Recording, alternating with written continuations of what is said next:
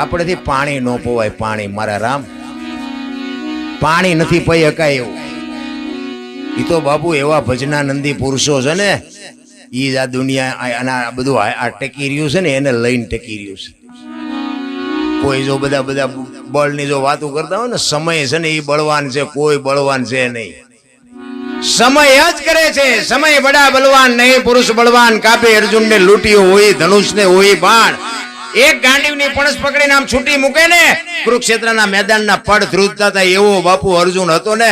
હસ્તિનાપુર થી દ્વારકા જાતો તેથી ગાંડીવ ખંભામાં જ હતું, લૂંટાઈ ગયો.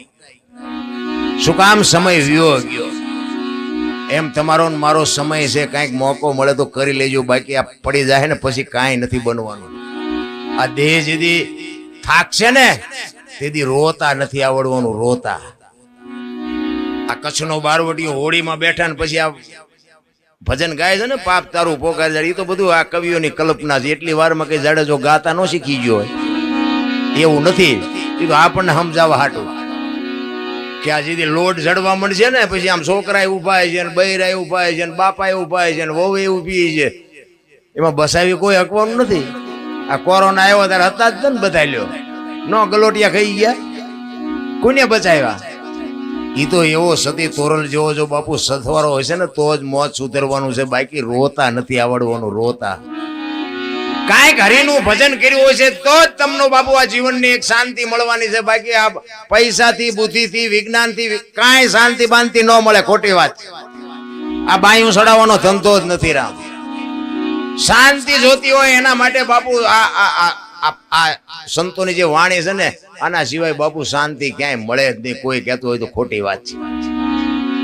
પૈસાથી જો શાંતિ મળતી હોત ને તો આ કરોડપતિના દીકરા છે ને, ઉભા વાહડા જેવા રખડે, કોઈને હક જ નથી. એમ પૈસાથી શાંતિ નથી મળતી રા. પૈસા છે ને જીવન જીવવાનું માધ્યમ છે, બાકી પૈસાથી શાંતિ બાંતિ ન મળે. થોડા પૈસા ન હોય ને તો ઈવડા બધા રોતા હોય કે ભગવાન અમને પૈસા વાળા જેથી કરશે, એટલે પૈસા વાળા છે ઈવડા રોતા હોય કે કોઈ ચોરી ન જાય ધારું. બધા જાગે જ છે. આપણને એમ દેખાડે પૈસા હોય તો હક છે, કે ન હોય તો હક છે. નથી કે અમારી પાસે કઈ છે ને, ઓલા છે કે પણ આ કોઈ લઈ ન જાય ધારું. પણ હરીને મેળવવા માટે બાપુ કોની ઝંખના છે? દાસી જીવન રોવે, નરસિંહ રોવે, મીરા રોવે, ગઈ મારા નાથ. બાકી જાનવરને બાપુ ખબર નથી. બાકી તો તમે પોપટ હોય ને, આપણા પાંજરામાં પોપટ હોય ને, એને આમ ઘોંકા મારીને શીખડાવો ને એટલે રામ રામ તો એ બોલે, પણ એને ખબર નથી કે રામ શું છે. રામનું નામ બોલવાનું નથી, લેવાનું છે. લેવામાં બોલવામાં ફેર છે. લ્યો ને તો ઉગે, બોલે તો આમ બધા એમ કે પાગલ થઈ ગયો, નકરું બોલ બોલ કરે. બોલવાની વાત નથી, લેવાની વાત છે.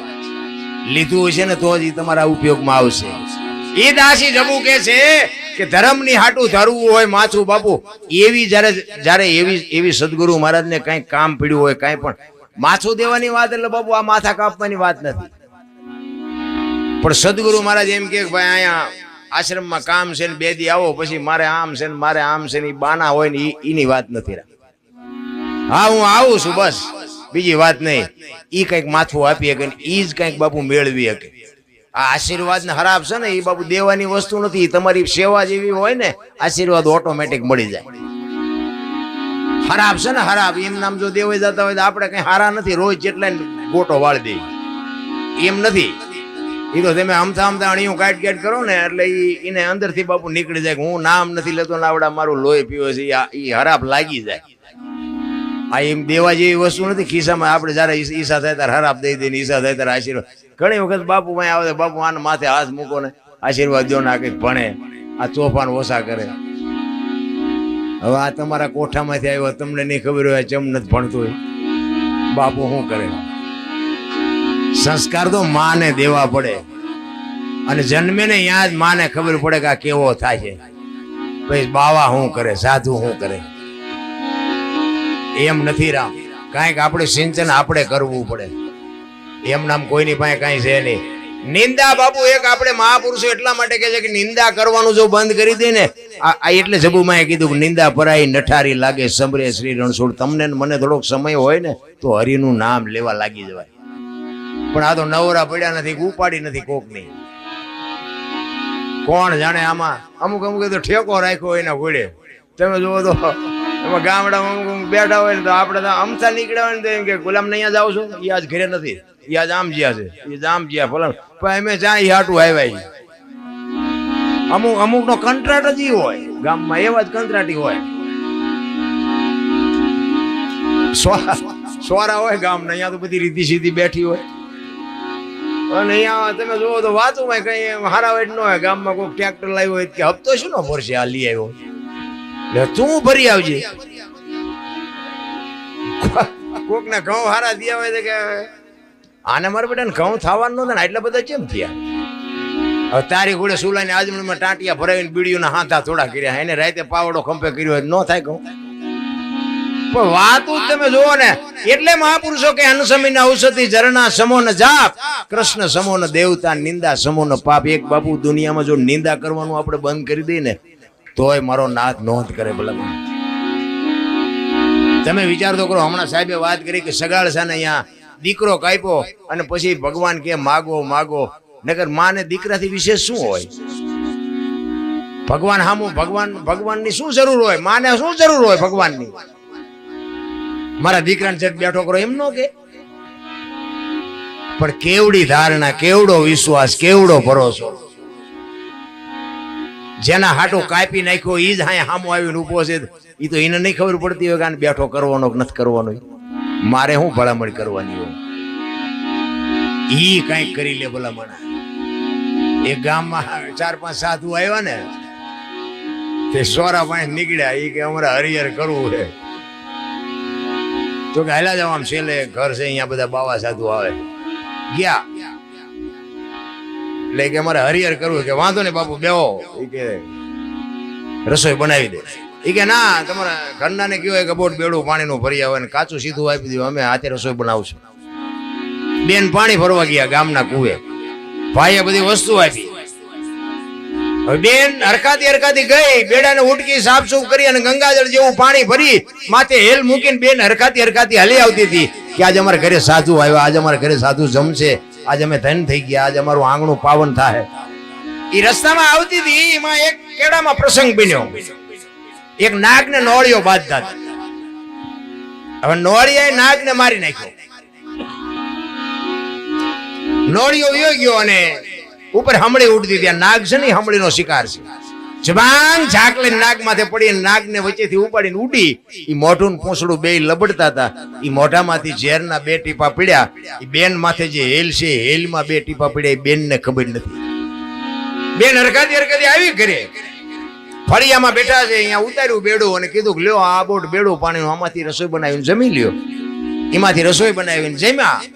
ઘડીક થયું, 5 સાધુ સ્વર્ગસ્થ થઈ ગયા. 2 જણા વિચાર કરે આ શું? કાચું સીધું આપ્યું છે, એમની આજે રસોઈ બનાવી છે, આ બન્યું શું? 2 માણા મૂંઝાણા, સ્વર્ગમાં વિધાતા મૂંઝાણી. આ લખવું કોના ખાતે? આમાં નાગ દોષિત નથી, નોળિયો દોષિત નથી, હમળી દોષિત નથી, આ 2 માણા દોષિત નથી. તો હવે આ 5 મર્યા લખવું કોના ખાતે? ભોળાનાથ માં આવે છે વિધાતા, પ્રભુ આવો પ્રસંગ બન્યો છે, હવે આ લખવું કોના ખાતે? એ કે નોટ ને પેન લઈ લે, હાલ મારી હારે. ઈ જ ગામમાં આવ્યા તો રીતિ સીધી ઘડિયાળના કાંટે બધી આવી જ જઈ હોય. અહીંયાથી નીકળ્યા. ઈ કે અમારે હરિહર કરવું છે, કોઈ ઘર ખરું? ઈ કે હાલ્યા જાવ, આમ કાલ 5 ને માર્યા, આજ તમારો વારો. ભગવાન કે લખ આમના ખાતે, ભલે આવડા ભોગવે. કોક ના ગાળી આપણા પગમાં કરી જાય. એટલે કીધું અનસમીન ઔષધિ ઝરણા સમો. એક બાપુ નિંદા કરવાનું જો બંધ કરી દે તોય મારો નાથ રાજી થઈ જાય. એટલે છબુમાને સવારામ બાપા એટલા માટે છેલ્લે કહે છે કે છબુ તું મારી પાસે કઈક માગ. ઈ કે પણ બાપુ શું માગવું મારે? તમે મને આ દુનિયામાં જોવો તો ખરા, મારો આખો અવતાર સફળ બનાવી દીધો. મારે માગવા જેવું કઈ છે જ નહીં. તમે મને આ જે કઈ જે છે એ બધું મને જેમ છે એમ મને બધું બતાવી દીધું. મારે શું માગવું? ઈ કે પણ જબુ કાંઈક તો માગ. તો મને એમ થાય કે જબુ એ મારી પાસે કંઈક માગ્યું. ઈ કે પણ બાપુ મારે કાંઈ જરૂર નથી. અને પછી બહુ આજીજી કરીને સવારામ બાપાએ એટલા માટે પછી જબુમાં છેલ્લે કહે છે, શું કહે છે?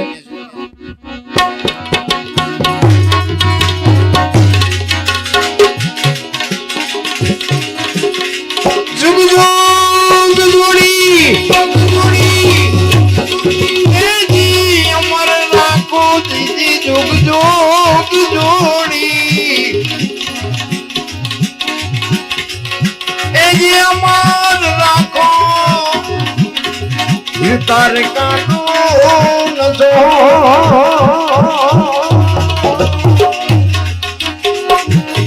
એ આવી ભેળી સમાધિ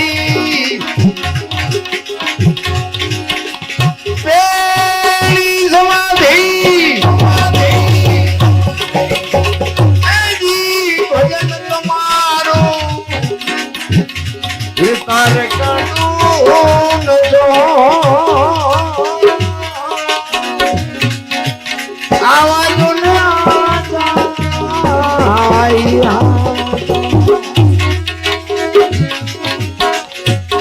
જુગો જોગ મને ભેગી રાખજો બાપુ. જો ગુરુ પાસેથી માગણી કરવાનો જો સમય આવે ને તો જબુમાં આપણને કહે છે કે ગુરુ મહારાજ મને જુગો જોગ ભેગી રાખજો, મને અળગી ન કરતા. તમે જોવો તો ખરા એની માગણી.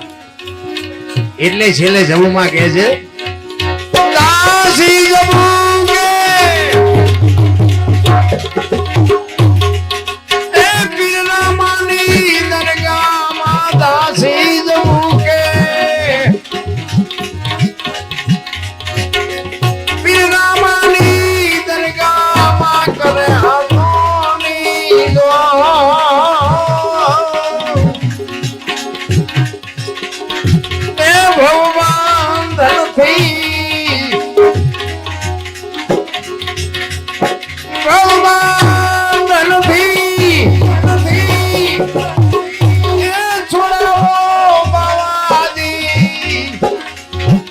ગુણ ત્રુટી નહીં તો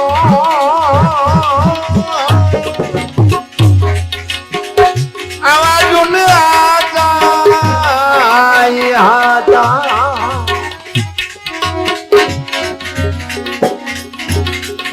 એ સંતોની માથે ભક્તિ કે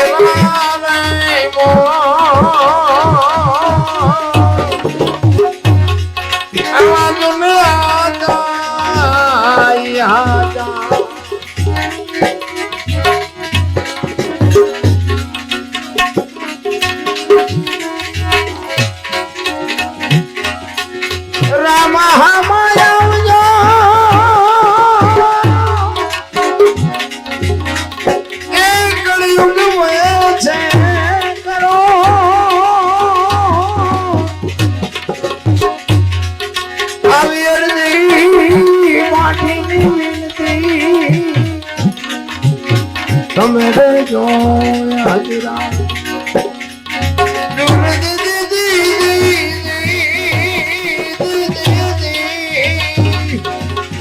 તમે જો હાજરા